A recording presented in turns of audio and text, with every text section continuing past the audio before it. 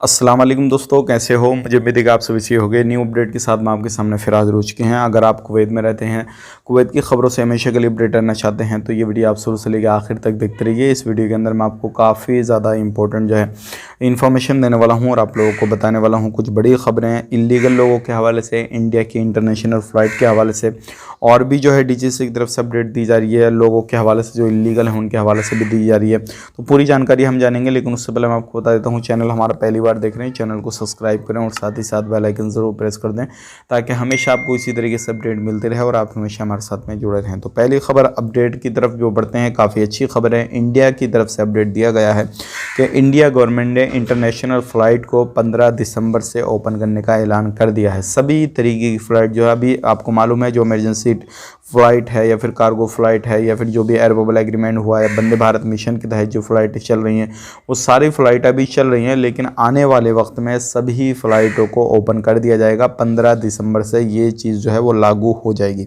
काफ़ी अच्छी खबर है। जो नया वायरस आ रहा है वो सारी चीज़ें चल रही हैं, तो अभी आने वाले वक्त में क्या होता है क्या नहीं होता, अगर इसको हो सकता है चेंज भी हो जाए, क्योंकि अभी 15-20 दिन है, तो ये भी सारी चीज़ें हो सकती हैं। लेकिन हाल ही में जो है एक अच्छी खबर मिल गई है इंडिया गवर्नमेंट की तरफ से। तो आपका क्या कहना है कमेंट बॉक्स में ज़रूर बताइएगा और ये मैंने आप तक खबर पहुँचाई। दूसरी बात की तरफ बढ़ते हैं, जो अपडेट आ रही है निकल के, वो आ रही है इलीगल लोगों के हवाले से।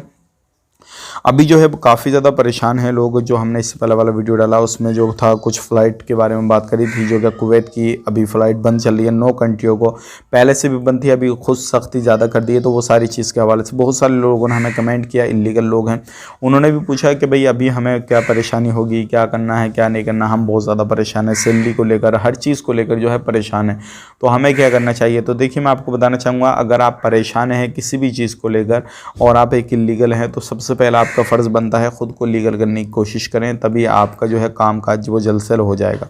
और ये सारी चीज़ें आपको कहाँ से मिलेंगी, जहाँ से आप इलीगल हुए हैं वहीं से रब्ता करें, यानी कि आपका कफ़ील हो, कंपनी हो, उनसे कॉन्टैक्ट करें, वो आपका सही तरीके से कर सकते हैं। उनसे थोड़ा बहुत जो भी चीज़ें हैं मेल जोल थोड़ा सही रखें और जो भी है माफ़ी वगैरह मांग लें अगर आपकी गलती आप भागें जो भी है, और उसके बाद में अपने देश आएँ, सही तरीके से काम पे कहीं पे भी जा सकते हैं। क्योंकि परेशानी आपको हो रही है तो सारी चीज़ आपको करनी पड़ेंगी, थोड़ा बहुत अगर झुकना भी पड़ा कोई परेशानी नहीं है। तो ये थी आज की कुछ जानकारी।